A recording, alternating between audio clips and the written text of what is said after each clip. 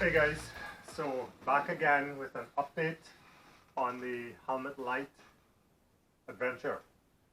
Last time we talked about this setup with the plastic sheeting, okay?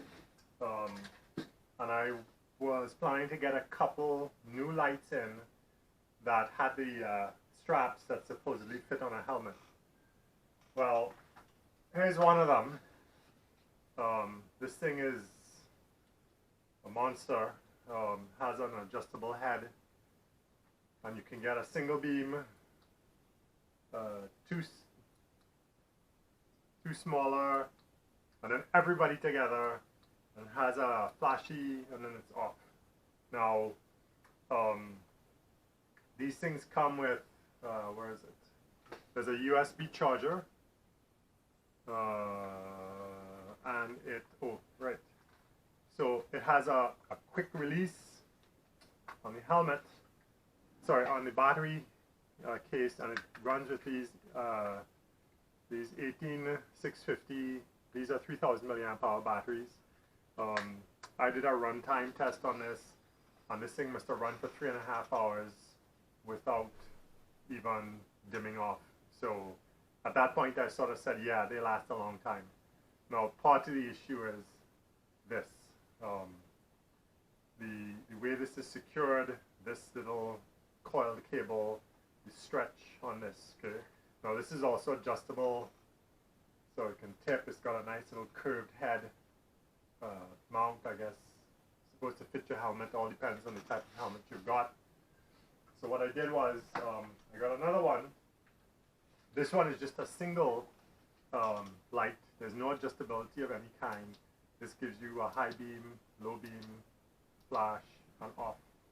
Now, I got this on my Specialized helmet, and all I really had to do was use a couple of pieces of Velcro. On the back, I've got this piece of Velcro. This comes off pretty easily. What's really funny about this is this little piece of hook and loop Velcro that I've got here tends to grab this piece of elastic, so it helps hold it in place, and that was just fortunate. On this front piece, part of what I got to do here is take this off and put this on top. Oh. And it's really easy, it just loops around, fits the front. This one has the same adjustability, so this can be moved up and down. Like I said, this one has no focus on it, but again, this runs on the two 18650 batteries, and it runs for 3.5 hours without any dimming whatsoever. Now, the one thing about this that's a little odd is it doesn't have a USB charger, but it has a little barrel type connector for a 5-volt input. So that would be something like this. You know, this this is a little bit too big. And this is actually a 12-volt adapter, but this is the idea. So not as convenient. We all have USB chargers. I really don't know what they were thinking when they did this, and I think this one's actually out of stock. Maybe they're going to redo this back end to give you a USB charger. So anyway, putting this one together was pretty easy. You know, like I said, you just thread your Velcro through the helmet. Okay, so you can see that. Put this on top where you need it. Slip this through underneath the straps.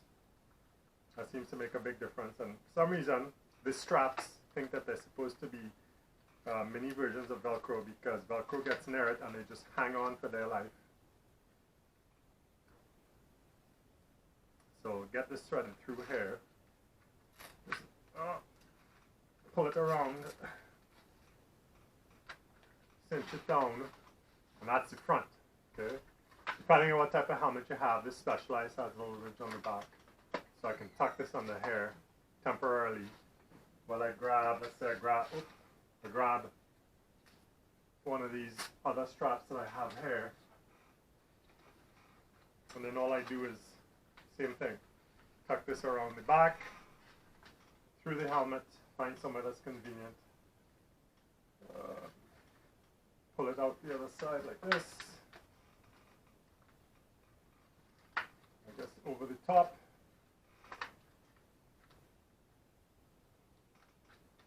And that's it. That's in. That's not coming off. And you can adjust this. You know, the Velcro straps don't interfere with the placement of the helmet whatsoever. I can reach up, turn this on, and I can adjust this, you know, however I like. It's really solid, so it's not going to flop around. I got a couple of these that do that, where this piece has been somehow mangled either by years of use or just crappy plastic coming out of China, and after first, you know, week of use it just turned into garbage. So anyway, this works, fits well. Like I said, you can easily get 4 hours of runtime on high beam with this, so that's that's kind of positive. So, and $20 Canadian. So if you don't feel like screwing around with trying to make up things like this, you know, you actually have an option here, and I think this will fit anyone's budget and anyone's helmet. And these little adjustable straps here allow you to tighten or slacken these things as you need them to be. So I don't see any reason for spending $300 on something that this gives you the same efficacy. Now, let's see if I can get this damn thing to fit on, we'll try the other one. See if I can get that other one to fit on my regular riding helmet. These hook and loop things, straps, I get them out of Home Depot. You know, they're relatively cheap and easy to get your hands on. So this helmet's got a slightly different shape to it, but principle's more or less the same, right? Get this down front. So what I usually do is run the Velcro through from the inside first. Hold this one around here like this. Seat the light. Again, go underneath. Oops, yep, there it is. Put the light where I want it. Yep, cinch it down.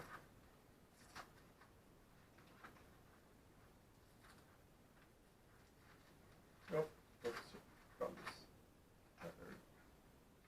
Clamp it down. Pull this around to the back. Try to make this look somewhat presentable. Now, one of the concerns that I did have was what would happen if these straps got caught up on branches? Well, you know what? I'm probably going to take her out for a ride at some point, see how it works out. So, yep. Now what I'm going to do is take this one through the back, these two rear vent holes, keeping it above the straps on the inside to avoid it. Oh, this one's not long enough. What I'm going to do is I'm going to use this right here, because this works. There you go. So the top. Oh, this is some very aggressive Velcro that I've got here. Go around the bottom of these straps.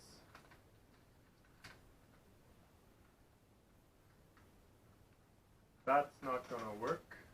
Oh, we got another option. I can go all the way to the back. Yep. So there's always a way to make these things hang on, right? Once I pull this down, oh,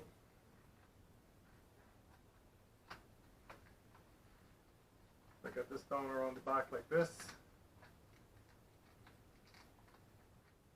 There you go. On at the back, pretty damn secure. I can adjust this however I want. There you go. Adjust this however I want. Reach up, there's my control, perfect. And off. So I think this is a reasonable option. If you're really concerned about these getting hung up, you can always put a piece of Velcro across here and down here to hold these in place. Again, I think this one was another, $20 range type light that should give you the same performance as the others that I've got back there in terms of it's IP65 waterproof, so it should take a good immersion, but I wouldn't go swimming or diving with it because that would just end up not being where you want them. Sorry, just in case you saw this is just my Angie sensor for when I'm off doing crap, riding alone, making sure that they can find me if I go down hard. So if I was going to invest time and effort, these guys would be my choices. This one does have a focus function, so you can actually get a very narrow beam or wider beam on all 5 lights, 3.5 hours run time. This one was 3.5 hours as well. I think it verged on 4, but I'm sure it'll run a heck of a lot longer. These are all like 14 or 1600 lumens in terms of light output, so they're more than bright enough to see what you're doing. What some people will say is having a backup light on your handlebar is a good idea. Simply running on low beam for a couple of reasons. If you do have a outage with your headlight, at least you got something that can still illuminate the trail somewhat, so you can stop. But if you do have a crash where you lose your helmet light, this one's still on. Chances are it's on the bike. You can still find your way around, find the bike. You'd be surprised how dark it can get in a forest at night, even with a full moon, especially summertime with that canopy. Now let me follow up with one other thing. This is one of these plastic holders that we put together. I wanted to test to see how Gorilla Glue would hold on this. Where's my Gorilla Glue? So this is the Gorilla Glue that I was using. Okay, so this is the clear glue. Like I said, I really like this stuff. However, let's do a pull test. What I found with this is it holds, but it doesn't hold as well as I thought it would. It let go really easily after I gave it a good yank. No, it's holding on to this. This Lexan's pretty good. Whatever's on here is pretty good, but it almost looks like the glue itself let go from itself, which is kind of odd.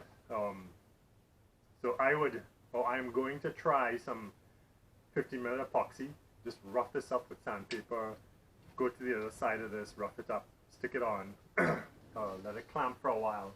One of the things you have to remember when you're using glue is a lot of people like to really clamp them together. That's not a good idea, because what you're going to do is you're going to actually squeeze all the glue out. So the thing that's actually creating the bond gets removed, then you have nothing to hang on to, right? So just remember that when you're doing this kind of thing. So that's it for this one. Out of sight. I got a follow-up video. I've got a dropper post, a 180mm dropper post that came in last week from OneUp. So the install took me a day. I had to convert my bike from a 2x to a 1x. These guys also had a 34 narrow wide chainring that fit perfectly. Very rare for me to actually run into a situation where I don't have to thingamajig something together. So that's going to be in a follow-up video. I did run into some issues with this. Little challenges with routing cables, things like that. Trying to use my original cables, which turned out not to be long enough by a